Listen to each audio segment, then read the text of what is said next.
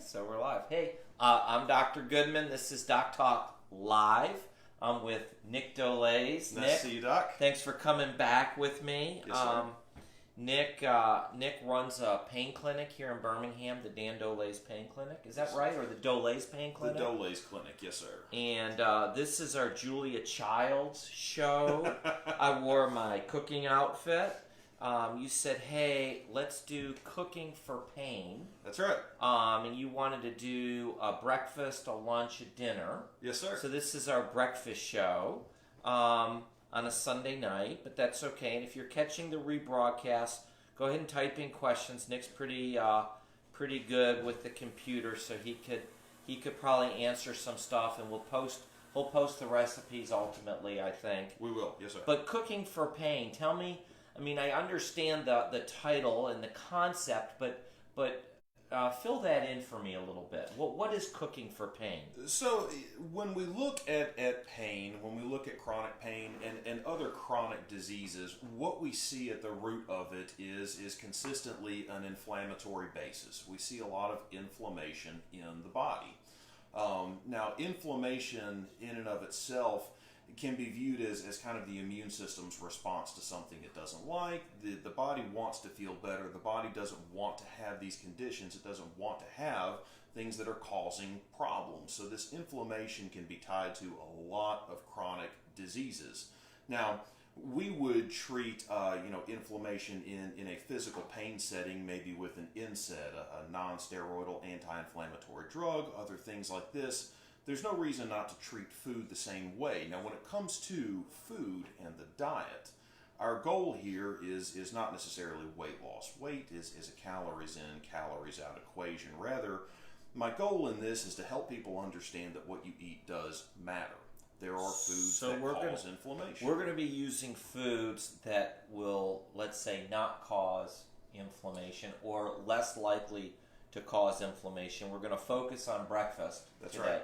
So what's our breakfast foods? So what I wanted to do today is provide people with a cooking option and a non-cooking option. Not everybody likes to cook. I don't not cook. Everybody wants to cook. Dr. Rarely. Goodman doesn't cook. So our cooking option is going to be as simplified as possible, but it will require a little bit of heat. Our non-cooking option, no cooking required, no skill. If you have a bowl and a spoon, you can mix it, you can eat it. Cool. And more importantly, I think that I want to make it clear to everyone that not only are the foods that we're working with designed to not cause inflammation, but within the body they can help reduce inflammation even. So we're really attacking the problem from both directions. Okay.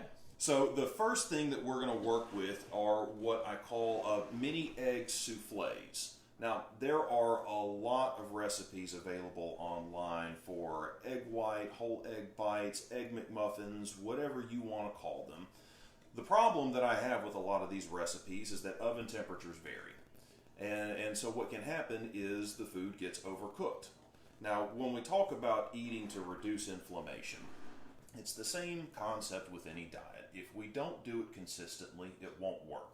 So if the food doesn't taste good, people won't eat it. Correct. So what I want to offer people is a basic cooking technique with quality ingredients that you can make at home that is essentially foolproof, easy to work with. Fair enough. Now, with our egg bites, very minimal cooking required, but there is a little bit of mixing. So I've got some ingredients here, and if we've got the time, Doc, I'm just going to kind of walk through a couple of these ingredients and explain why I'm using them. Yes, please do. Now, obviously at the base of this, most importantly, are our eggs. And we're going to use the whole egg. A lot of people here eat the egg whites because it cuts down on calories, it cuts down on fat. And I don't like that advice. I like to use the whole egg. A lot of people call the whole egg nature's multivitamin. And here's an example of why. With these whole eggs, we're looking at vitamin D, E, B vitamin. Live. I think we're back. And so look, we got people watching. So if y'all have questions, please go ahead and ask your questions. And Holly will try to read those answers. I love that. That's great. So anyway, you were saying it has 125 milligrams of omega-3s, which are what? Omega-3 fatty acids are the fats. We need them. They come from the yolk. Now, one of the questions that I would anticipate to show up is, how do you know that you're using a quality egg? Not all eggs are created equal, and I think that this is a great time to introduce the concept that you're not what you eat, you're what you ate. So when we look at a healthy egg, we're asking ourselves, what did that chicken eat? Now, the reason that I like these eggs in particular, by Eggland's Best, to make sure people can see that, is that it's written on the cover. Free range doesn't necessarily mean that the chicken went outside. It just means it had the ability to go outside. Okay. So that chicken can be kept in a coop, and it can be fed an unhealthy feed. It can be exposed to antibiotics. It can be exposed to things that will affect the egg. But as long as the door was open, we can call it free range. Okay. So I think that things like this are a little bit more important, where we can see that it is an omega-3 egg. We can see what we've got coming out of these eggs. To me, that is important. Some people call the egg nature's multivitamin because it's so high in so many essential nutrients, but it also comes with the things that we need to absorb those nutrients. Vitamin D is a fat-soluble vitamin. It dissolves in fat. We need fat to take advantage of it. And vitamin D is very important for reducing inflammation. The B vitamins are water-soluble, but there's a lot of nutrition in here.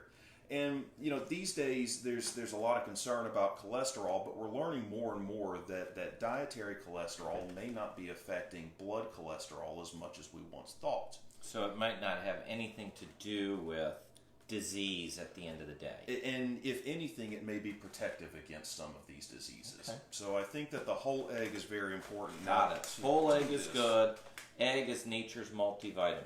Okay. That's it. Those are our key points. So All right. we're going to start with 5 whole eggs, and I'm cracking these into a carafe for a Ninja blender. Okay. Now, a Ninja blender is not needed for this. A blender is not necessary, but something that will blend all of this together makes it a little bit easier. Okay. We're using a Ninja blender because that's what we have access to.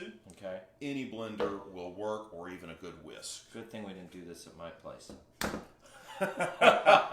But you never know. There might be a blender in there somewhere. There might be a blender. A whisk, a fork will work just fine. It all comes down to how much effort you want to put into it. All right. 5 eggs. 5 eggs. We've got 3, 4,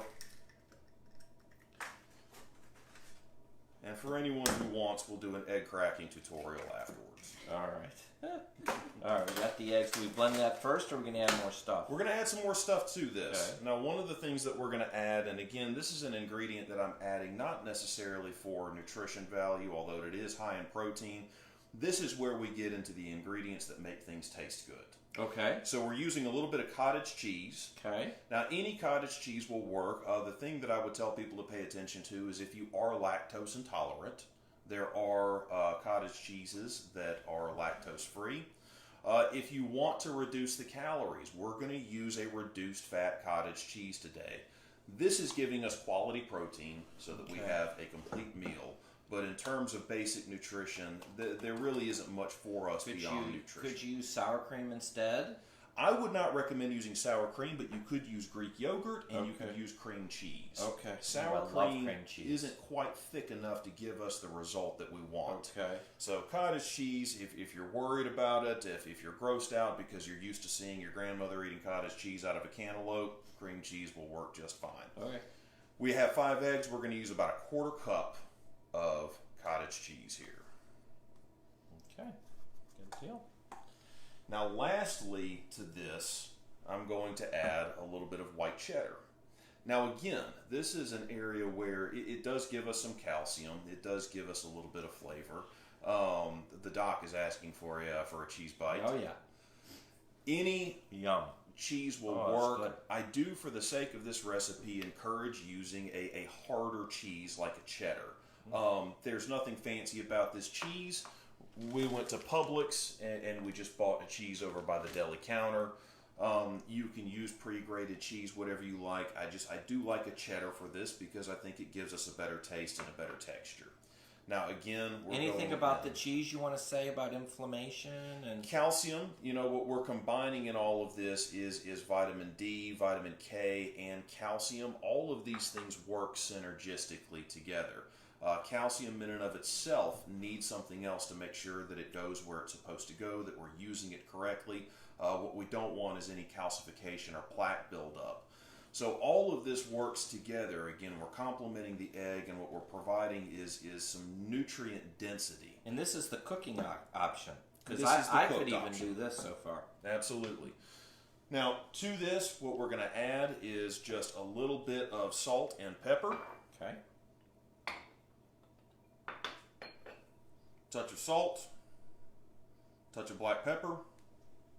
How did you get into this, by the way? I got into this as a byproduct of being the son of a really good Southern cook and a PhD pain professional.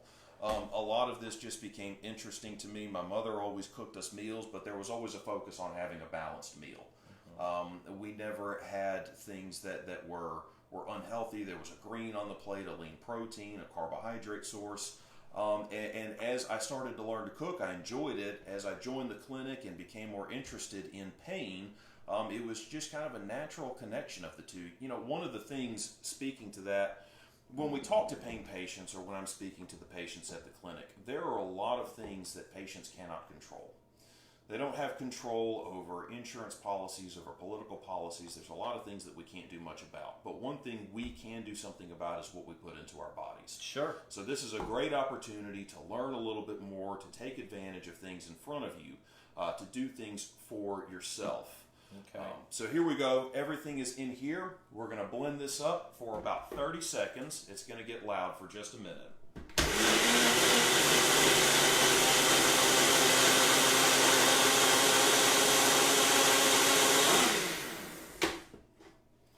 So we have all of our ingredients together. Now, this is the part of the cooking process that I do think is important to note. The difference between this and what you may see in a lot of other recipes is that this silver pan is filled with water. To show everyone, this is filled about halfway up with water. We are creating a water bath. Now, the reason we do that is not for nutrition, not for inflammation, but to create a wet cooking environment so that the eggs don't dry out. This is where the recipe becomes a little more foolproof. We have a little more leeway with our temperatures because ovens can vary. We have a little more leeway with our time. Okay. I have a muffin tin. I've greased the muffin tin with a little bit of avocado oil so that we don't have any sticking. And we can talk more about avocado oil in just a minute. And what you'll see is that our mixture very easily pours into each tin. Now, Doc, we'll make these right now. A serving size is 2 egg bites, and they can be stored in the refrigerator for 3 days. They can also be put into a Ziploc bag and frozen for 2 months. Okay, I feel like I could eat 4 of these. Absolutely, you probably could. When you taste one, hopefully they're delicious enough to easily eat 4 of them. I'm sure they will be delicious. Now, one thing that I like to do, and again, this is just to add a little bit of taste, a little bit of protein, is I have some turkey bacon that I've cooked here.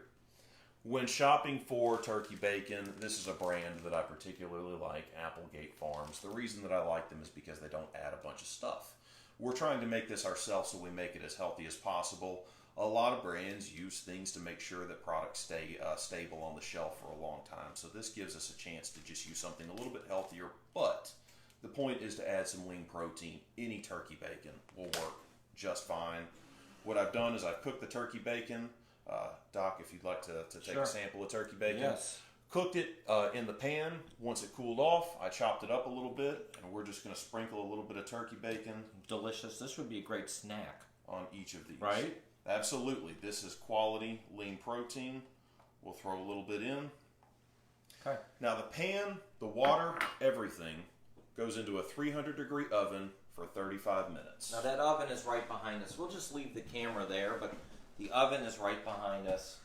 And it goes in there for how long? 35 minutes. For at what temperature? 300 degrees. 300 degrees, 35 minutes. And then it comes out. Presto, voila. With the magic of TV, we have our completed egg bites. Now, before we try these, there's another thing that I like to add to this, and this is where we get more into the nutritional value. We have our basic egg bites that we've cooked. These give us healthy omega-3 fats, which are shown to reduce inflammation, improve mood, improve weight. They're good for the heart, they're good for the brain, the hair, the skin, the nails. So we have already a nutritional powerhouse. The eggs give us a lot of vitamins, B vitamins, choline, vitamin D. So we already have a healthy base. But I want to add something extra to this. Okay. The next thing that I want to work with is a red bell pepper. Now, the reason that I like red bell peppers is because of the high vitamin C content. Again, what we're trying to get is as much nutrition as possible. We're trying to get bang for our buck. Okay. 100 grams of red bell pepper gives us 150% of our daily recommended amount of vitamin C. This has more vitamin C even than an orange, in addition to a whole host of other benefits that give it that red color. Now, this comes in a jar. If you want to be a superstar in the kitchen, you can roast your own, but I recommend just buying this jarred roasted red bell pepper. You can find these anywhere. Another great nutritional ingredient, almonds.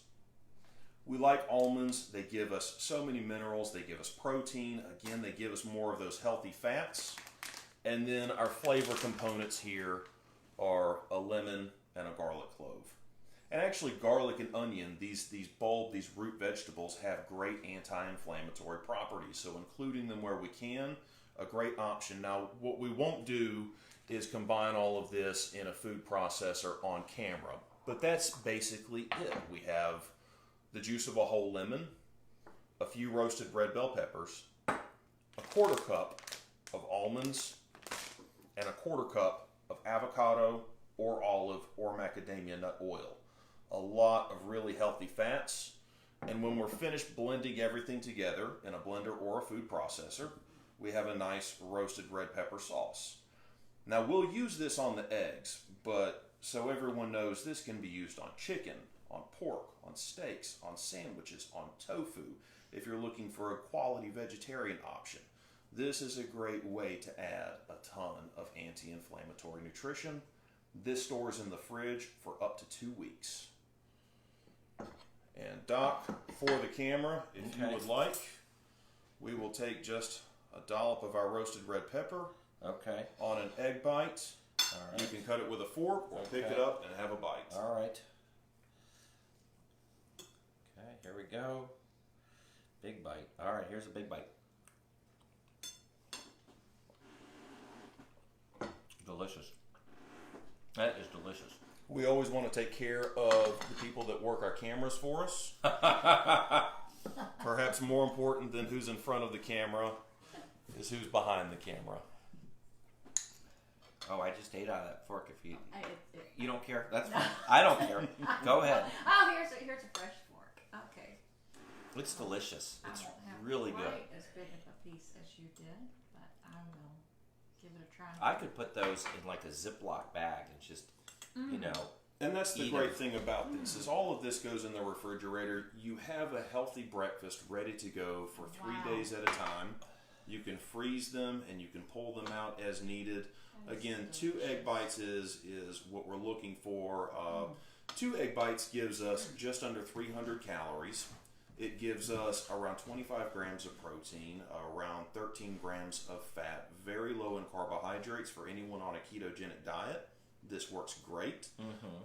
But again, no matter what diet you're following, if you can afford the calories, if you like a bigger breakfast, have 3, have 4, adjust later. More importantly, is the amount of nutrition that we brought to the table here in a very small amount of time. Again, we'll post this recipe up so everyone has access It's delicious. to it. It is really good. It is delicious. Now that is our cooking option. That's our more savory option. Okay. No cooking show is complete without a sweet option. Okay. Now this one I am a big fan of. I've been making this for years, and again, there are a lot of versions of this online, but this is going to be our overnight oat recipe. Oatmeal on an anti-inflammatory diet is a fantastic option. Oats are very slow digesting, so we keep blood sugars very stable.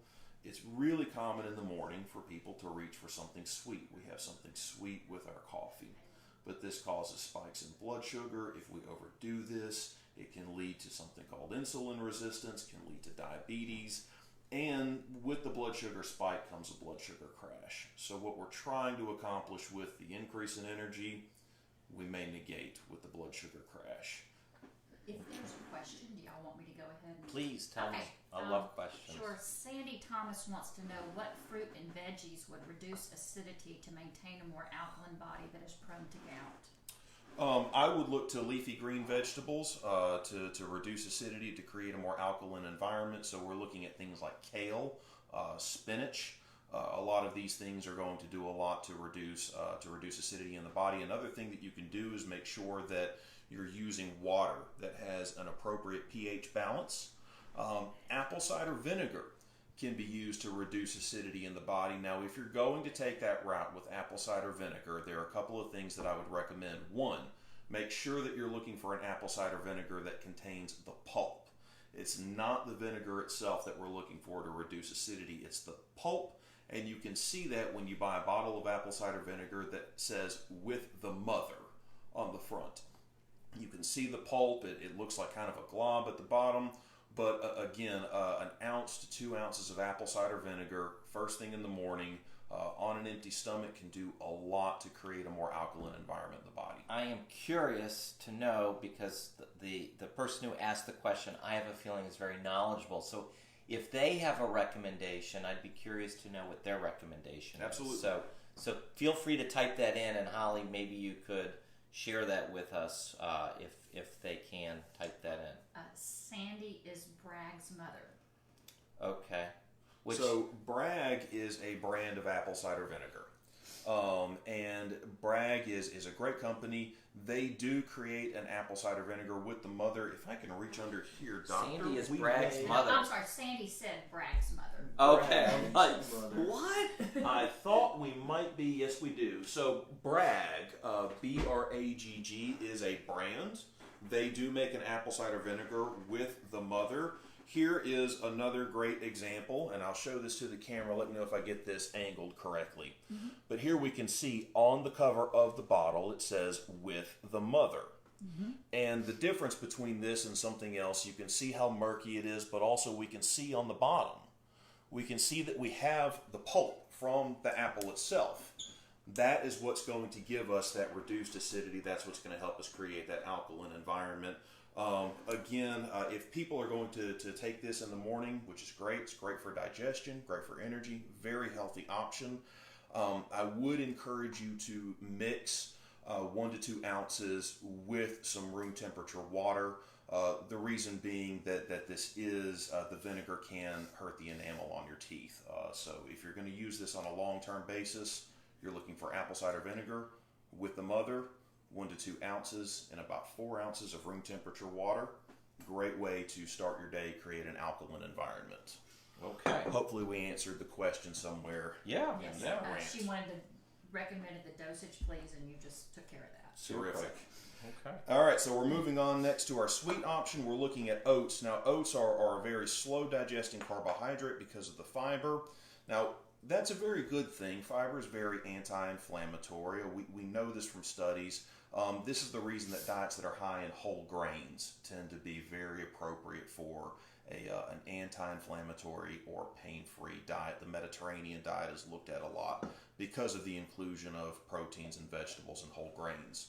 One of the things that I don't like about oatmeal, however, is the hull makes it a little bit difficult for us to absorb the minerals that are in it. There's a lot of magnesium, there's potassium, so there's great nutrient value in the oats that we can't really get to because our stomachs are not designed to break through that hull. But I could eat it raw if I wanted to. You right? could eat it raw, but when you eat it raw, it essentially just becomes a source of fiber. Now, while that's important, the oat has a whole lot more to offer us than just that. I see. By soaking it overnight, I'm going to get the nutrients out. we're going to get the nutrients out. We're going to break it down so that our stomach can get to the nutrition. So what we're going to start in this recipe with is a serving of oats. A serving is half of a cup, 40 grams if you were to weigh this. We're going to eyeball it for right now, but a half of a cup. Now what I like to do to make sure that we have a complete meal is add a protein powder. On an anti-inflammatory diet, protein powders are our friend. Which protein powder is entirely up to you. We're using this one because it digests well, it gives us what we need, and it tastes great. Again, this is an option to add something to your diet. If you have a sweet tooth, if you like to reach for sweeter things during the day, a protein powder can be your best friend. This one is a milk-based protein, a whey protein, but there are vegetarian proteins, there are beef-based proteins. If you have questions, if you have concerns about different proteins, ask us here or give us a call at the Doleys Clinic and ask for Nick. We have companies that we partner with, but more than that, there are plenty of recommendations, plenty of options available. This is Nick. What? What brand is that? This brand is Beverly International. You can go online, you can purchase this. This is their graham cracker flavor. Not that matters much. They all taste delicious. If you like vanilla, use a vanilla. I'm a big fan of this protein and the graham cracker flavor because I enjoy these overnight oats so much. So this was a quarter cup of This was a half cup. Half cup of oats, and then how much protein powder? What we're going to use, all protein powders will come with a scoop. Okay. So we'll use a big scoop? A heaping scoop okay. of our protein powder. Woo! It gets strong. And again, we will make this tonight to eat in the morning. We won't worry about eating this tonight. We want those oats to break down for us. Now, another thing that we need to do to help make sure that this has the effect that we want of reducing inflammation is we're going to add some ground flax seeds. The flax seeds are going to help give us a little bit more fiber, but also they're going to give us some of those healthy fats. Remember, this recipe is going to come out being much lower in fat and higher in carbohydrates, whereas our egg bites came out to be much lower in carbohydrates, higher in fats. Now, we balance the two out because we want to account for calories. We don't want to overeat at any point during the day, but we need a combination of proteins and fats and carbohydrates in our diet. I would say that if you just ate this all day long, we're not talking lunch and dinner, but if we ate this for breakfast, lunch, and dinner, I don't care how much you eat, I doubt you'd gain weight. It would be hard, and I'll tell you why. Because we're eating things that are nutrient dense and not calorie dense. Exactly. The body knows so then when you it's don't had have to enough. think about calories. You don't have to think about portion size. That's right. If you use the right ingredients and eat the right foods, you don't have to think about all that other stuff. You just have to eliminate the foods you shouldn't eat. So frequently, hunger is the body not asking for more calories, it's the body asking for more nutrition. So when we meet that nutrient need, the body will send a signal to the brain to say, we have what we need, we're okay, let's stop here. When we reach for things that are calorie dense and don't have much nutrition, the opposite happens. So I'm going to take about a teaspoon of these flax seeds and just drop it right on top. Now here's where we make things tasty. I'm going to add a little bit of cinnamon. Cinnamon is great. Cinnamon helps the body digest carbohydrates. So even though this is a very slow digesting carbohydrate, it's not going to give us a blood sugar spike and then a crash. The cinnamon gives us good taste, gives us some health benefits. If you wanted a measurement, I would say 1/4 teaspoon. I'm going to give it just a couple of shakes. That's the way I do it. Just a couple of shakes. Vanilla extract, again, we're adding this in just for a little bit of flavor. And what I'm going to use is a small amount. Look at you. Well, we use about 1/4 teaspoon. Okay. Not much. And last but not least will come our sweetener. Now this is where we may have some questions. I am going to use an artificial sweetener. If you prefer to use a more natural, no-calorie sweetener like the stevia plant, by all means. In terms of artificial sweeteners, there's a lot of discussion, a lot of debate. In my opinion, and the conclusion that I have come to is that this will never be as harmful as actual table sugar. Okay. Table sugar is inflammatory. An overabundance of it can lead to chronic diseases like diabetes, diabetic neuropathy. Sugar creates a problem. So when it comes to these 0-calorie sweeteners, artificial sweeteners, it's a good, better, best scenario. Best would be to avoid all of them, but in terms of making sure that you have something that you like to eat, I would rather see these 0-calorie sweeteners than actual sugar. Sounds good. I'm going to use 2 Splenda packets. I like things a little bit sweet. If you like it less sweet, use less. If you like it more sweet, use a little more. Okay. Now, for our liquid, we can use water. We can use milk. We're going to go with almond milk today. Okay. That's a little sweet, right? And again, this is an unsweetened version. It does have a sweetness, but not a lot of calories that we're adding here. But remember from our other recipe, we really wanted to take advantage of the nutrition in the almond. The almond milk gives us some of that. And what we're going to look for here is kind of a soupy consistency, because as the oats absorb that fluid, that liquid, they're going to create a different texture. So we just keep stirring.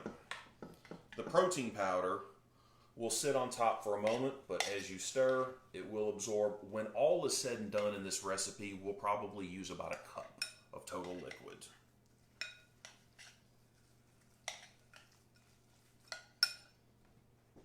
And again, I'm adding a little bit at a time. As you cook this recipe, as you prepare it, you will learn what you like. You will learn the texture and the consistency that you prefer.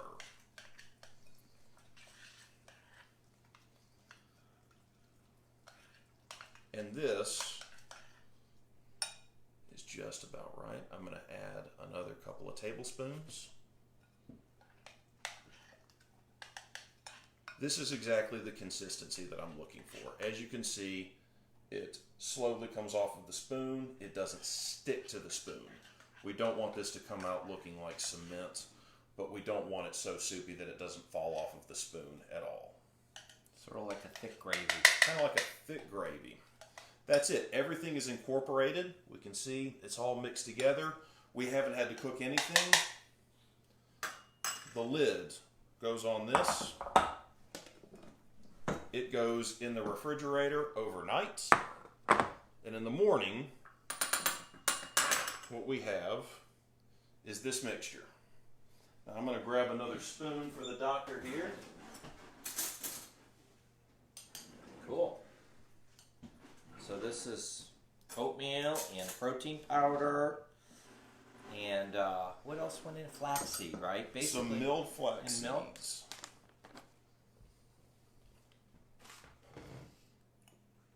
It's not my favorite.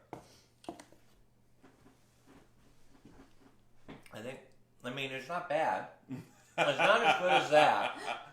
And I think it's the almond milk. Mm-hmm. I don't think I like it tastes a little coconutty to me. Sure, sure. And I don't like coconut. Is that right? Yeah, so if I traded out the almond milk, what would I trade it out for? You could trade it out for some skim milk. You could trade it out for just water.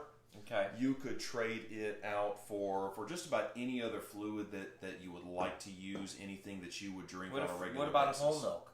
Whole milk is great.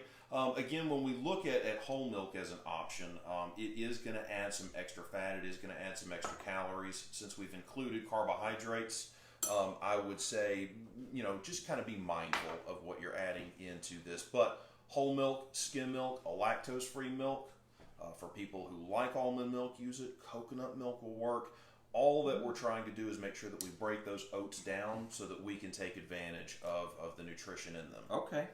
Now, some people I would prefer still eat it though. I mean, I'm not done eating it, but let's make sure that the camera person has an opportunity. there we to go. try. There we Oh, go. yeah, here we go.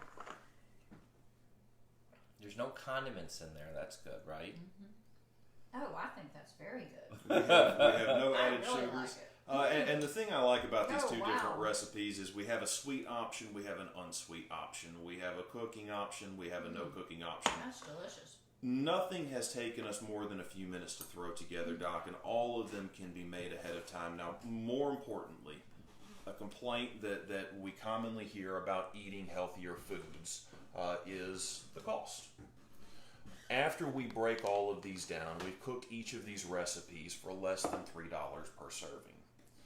So between the time that it takes to get to your favorite fast food restaurant, between the money that is spent, especially if you're a Starbucks fan, we actually have an opportunity here to save money, to save time, to give our bodies what it needs, to fight inflammation, and to manage pain from a different direction.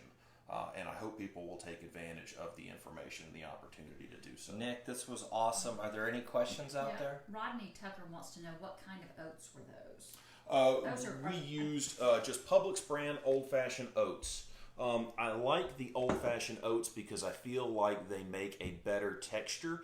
The instant oats tend to break down a little too much. If you are a fan of steel-cut oats, those will work, but I would let them soak for 2 days instead of just overnight. What is a steel-cut oat versus a non-steel cut? It all comes down to the blade that is used to separate the oat. So in these old-fashioned oats, what we have is kind of a thin flake.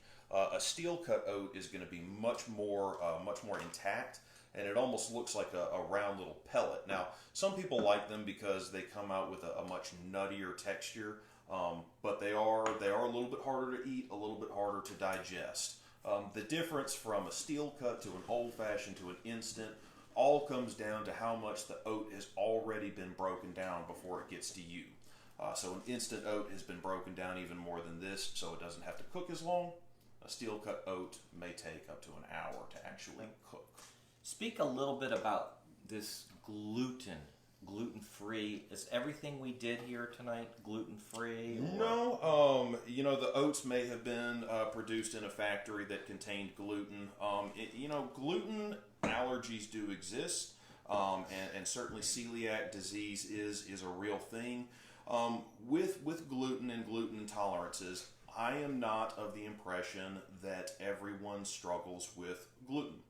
I think that if someone were looking to eliminate gluten, but they still have a lot of sugar in their diet, if someone is concerned about gluten, but they're still not incorporating any vegetables into their diet, or they're still eating things that are processed carbohydrates like potato chips, gluten may not be the first place to start.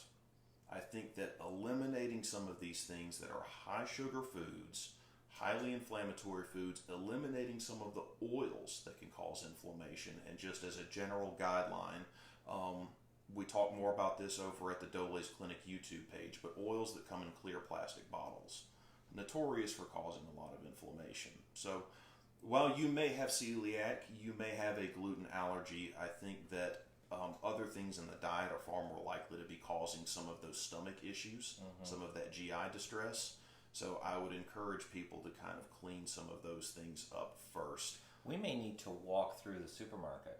I think that would be a great option. If we can walk through the supermarkets here without getting kicked out, or maybe getting kicked out would make for a great Doc Talk episode. Yeah, that would be kind of neat. Any more questions? Is that it? Okay, we'll leave it there. We're going to eat.